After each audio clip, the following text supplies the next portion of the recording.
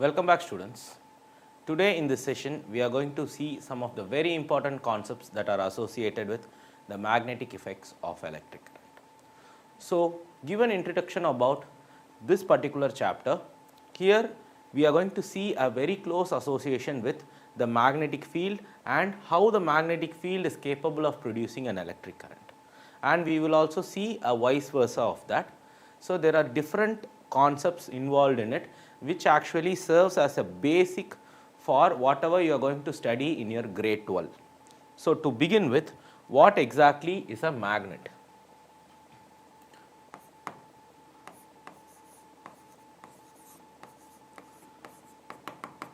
So, magnet is something like a metal.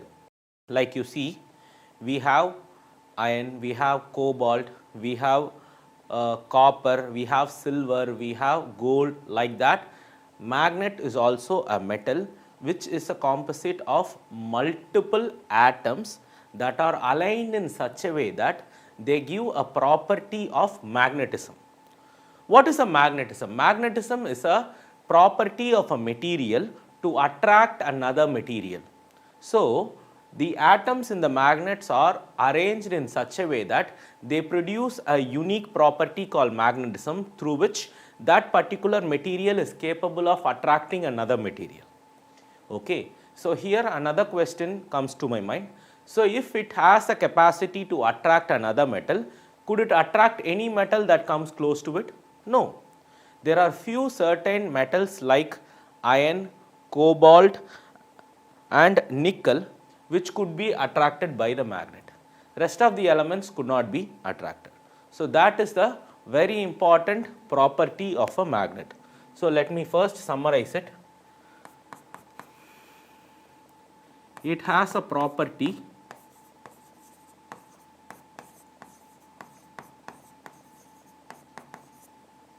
of magnetism. It attracts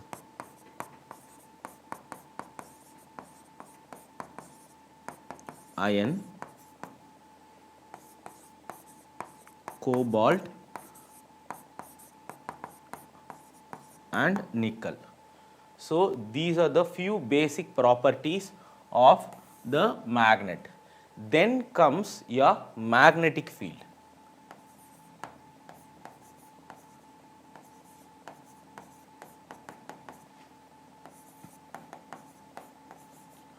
What is a magnetic field? Magnetic field is nothing but a space around the magnet in which it is capable of influencing the other material. See, if we say a magnet has a capacity to attract another metal, there is a certain area inside which that property is valid. You cannot keep one magnet here and the other magnet very far away and expect this to attract that material. So, there is a certain space around the magnet inside which this magnetism, this magnetic attractional behavior is valid, and that space is called the magnetic field. So, this is a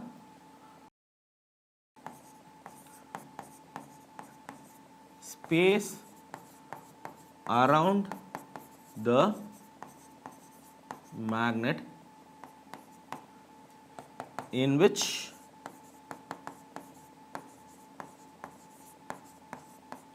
magnetic behavior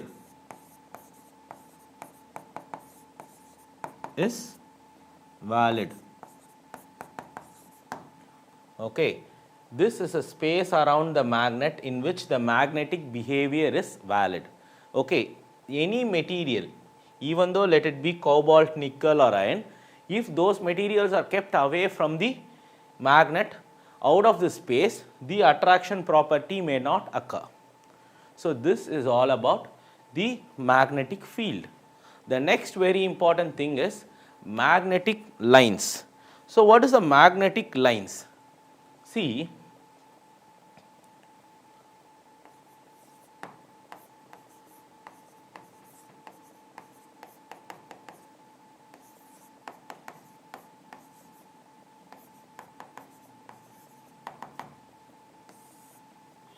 So the magnetic field lines are some imaginary lines that occupies so called space around the magnetic around the magnets. See, this is how it looks. Here we have a simple elegant bar magnet which of course has north and south pole in it, and magnetic lines are few imaginary lines which look like this, which goes like this around the magnet, and this space is what we were talking about in the case of magnetic field. So see, these lines actually extend from north pole to south pole. These magnets extend from north pole to the south pole outside, and inside it will be south to north. Inside it will be from south to north. So this is a very important property as far as the bar magnet is concerned. Okay, the arrow marks that I am putting here are very important, because in case if you make a mistake drawing the arrow marks, you will completely lose the marks, because the direction of the arrow marks play a very important role in this concept. And one more important thing, if you see, the total magnetic lines will be clustered close to the poles, and it will be separated when you see in the middle. One thing, and if you draw a tangent to a magnetic field, and the direction of the tangent represents the direction of the magnetic field. What do you mean by a tangent? Tangent is nothing but a simple line that touches the curve. Okay, so this tangent actually represents the direction of the magnetic field. Okay, so whichever point you would like to find the direction of the magnetic field, just try to draw a tangent in that point to the magnetic lines. That tangent will represent the direction of the magnetic field. So these are few very important points. Let me summarize it. First point, they are imaginary lines.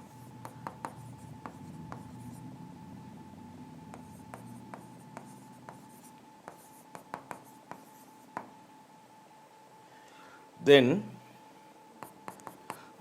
it extends from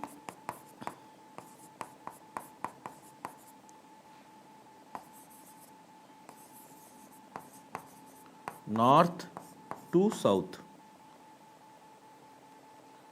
Then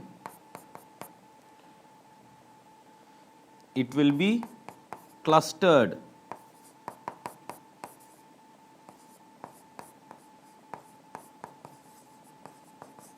near the poles. So these are very important points. Okay. So be very careful when you write these things.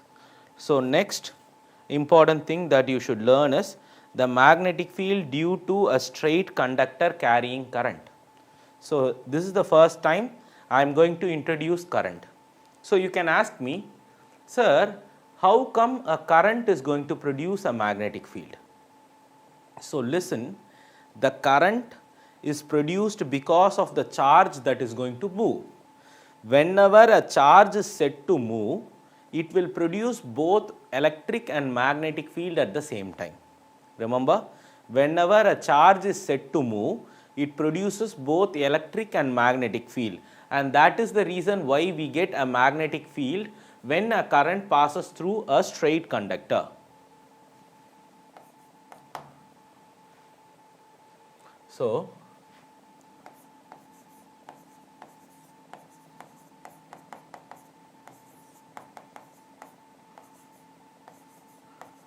due to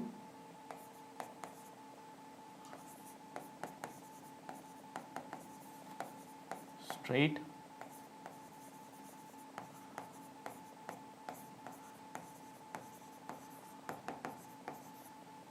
conductor. So listen very carefully. We will have a wire like this, and let's say a current I flows through that wire, and this current will actually produce a magnetic field. Immediately you might wonder what will be the direction of the magnetic field and how the direction of the magnetic field is determined. Listen very carefully. When the current flows in a straight line, the magnetic field gets produced in the circular path. This arrow mark over here represents the direction of the current. The arrow mark here represents the direction of the magnetic field. See, this is the wire and the current flows through that wire, and the magnetic field actually get produced around the wire. See, imagine that this is a wire. The magnetic field produced due to the current in this wire will be circular. To be very precise, the magnetic field actually enters into the right side and it comes out in the left side. Imagine this is the board and I am putting that wire on this board, then the magnetic field produced by that wire will go into the board on the right side and it will come out from the left side. So this is the direction of the, this is the way in which your magnetic field is produced because of a straight current carrying conductor. So the magnetic field B is directly proportional to I by R, where B stands for the magnetic field.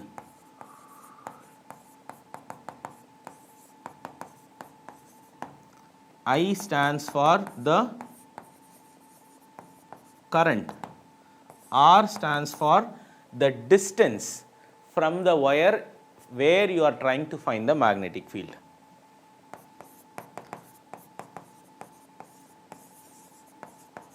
Distance from the wire.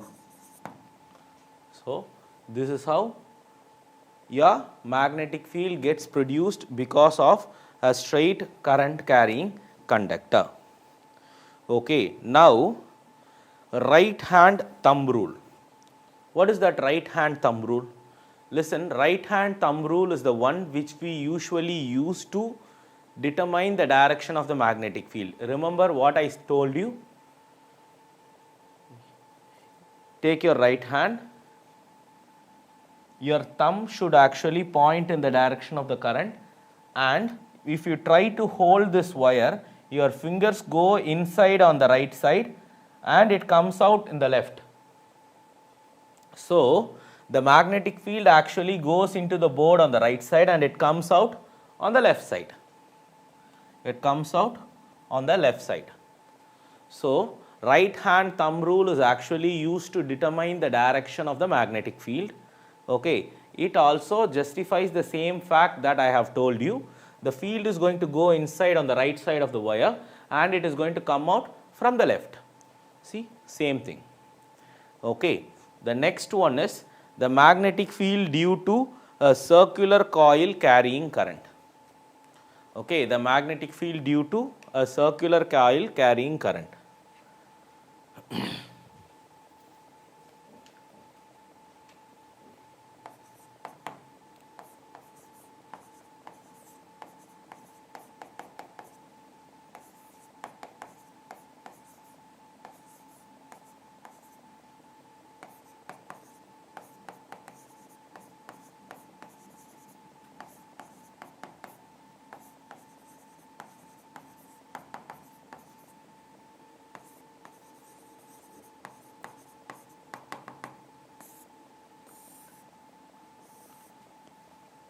Here. So now listen very carefully.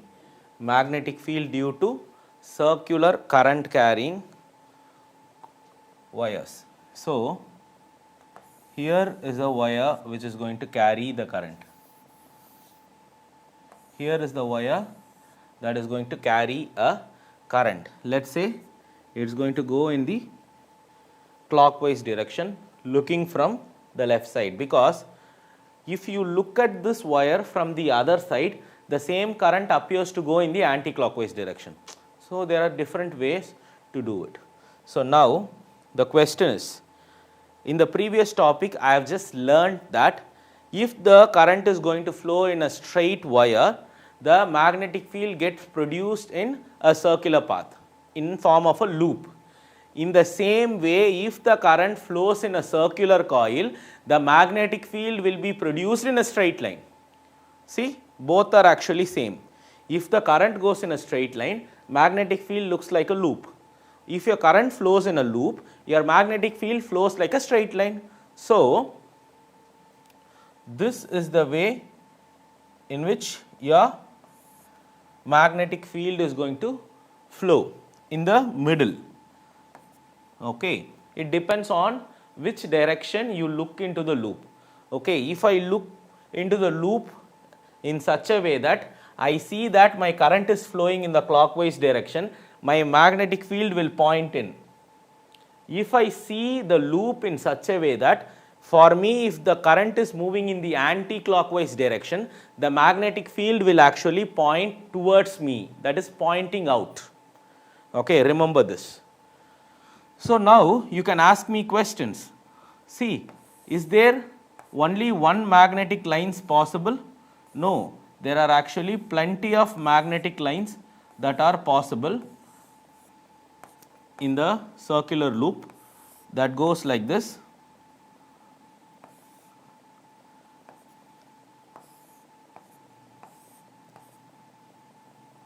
But if you could see, you can find the cluster of magnetic lines only at the center. If you go further away to the end of the coils, the gap or the spacing between the magnetic lines actually reduces, which means the number of magnetic lines that you are going to find per square inch or per square meter is going to be less when you move to the very ends. Okay, so this is how the magnetic fields are produced as far as the circular current carrying coil is concerned. So as a continuation of this, now we are going to see something called as a solenoid. What exactly is a solenoid? See, solenoid is a electrical equipment which is actually formed by continuous winding of such circular coil. What I will do is I will just take a soft laminated iron core like this, and I will continuously wind the copper coil around this laminated core. I will continuously wind the copper coil around this laminated core, and if we pass current on this continuous winding, a magnetic field is created.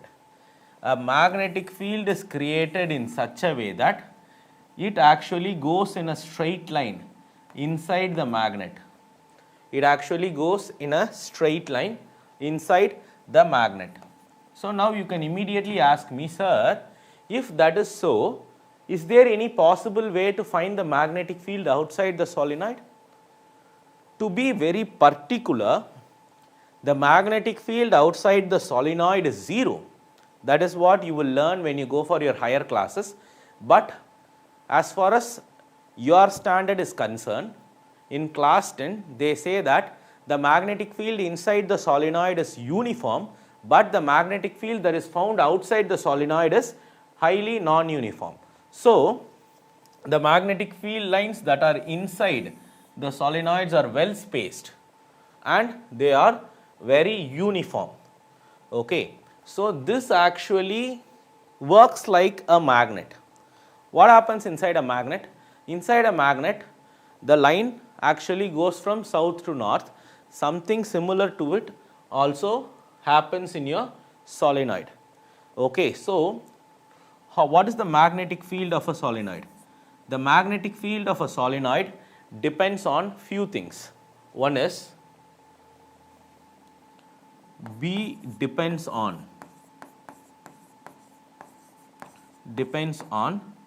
first thing is the number of turns.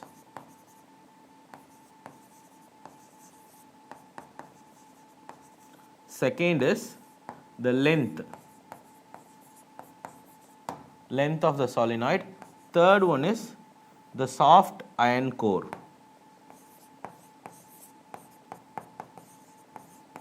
The soft iron core which we use. So these are the three factors on which the magnetic field inside a solenoid depends on. Okay, so now this brings us to a very important topic of this chapter, force experienced by a current carrying conductor.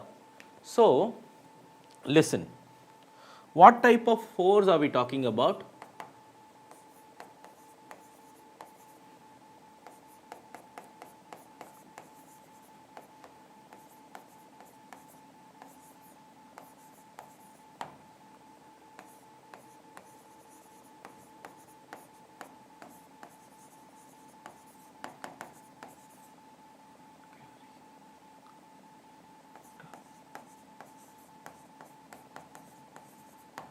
See, we have a current carrying conductor, okay, and if we are going to place this current carrying conductor in a magnetic field, then it experiences a force.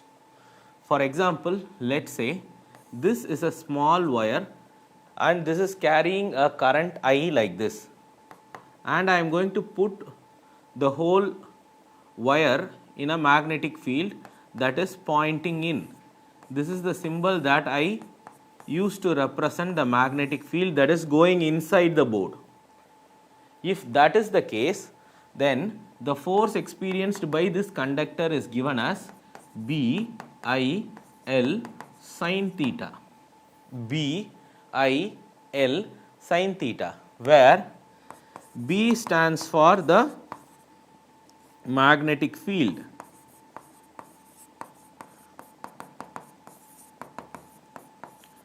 and I stands for the current that is flowing in this wire, and L stands for length of the conductor, and the L stands for the length of the conductor. What is this theta, by the way?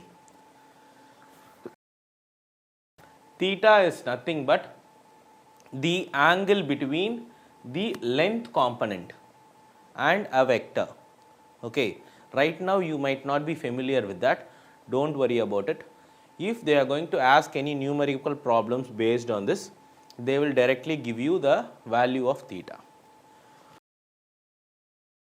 So now we use Fleming's left hand rule to find the force. So now listen, how you are supposed to keep the your left hand. You are supposed to put your left hand in such a way that all these three fingers are mutually perpendicular to each other, okay, where the forefinger represents the magnetic field,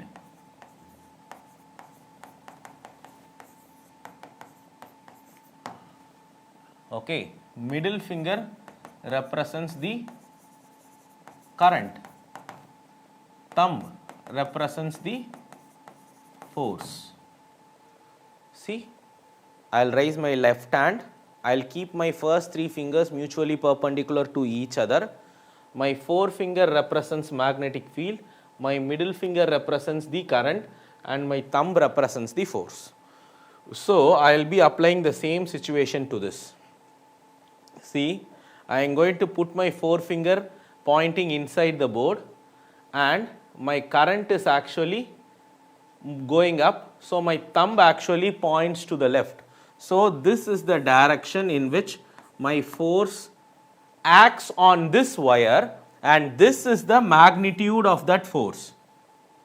Okay, that is the magnitude of the force that is going to be experienced by this wire carrying a current I placed in a magnetic field B. So this is how your Fleming's left hand rule works. I will write it here.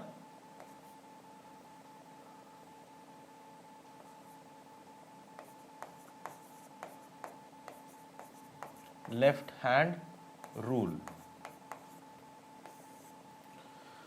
So the next thing that we will learn is the application of this left hand rule, which is an electric motor. So, what exactly is an electric motor?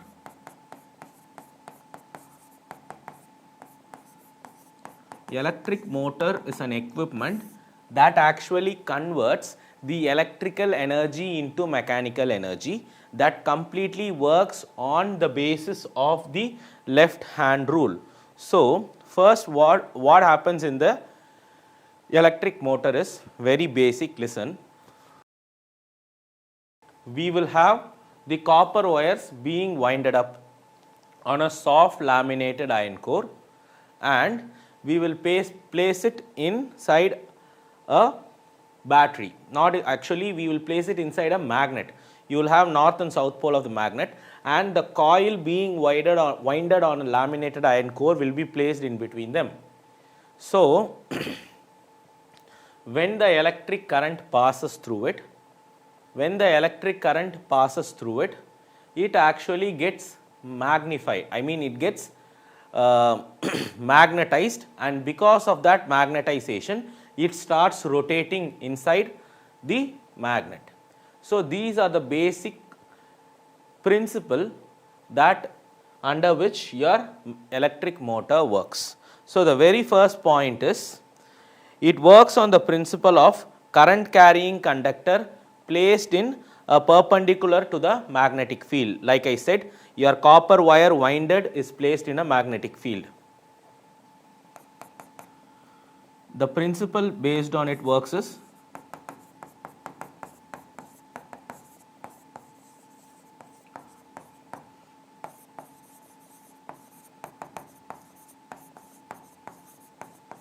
current carrying conductor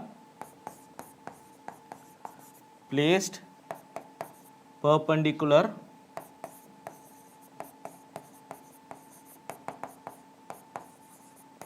to the magnetic field.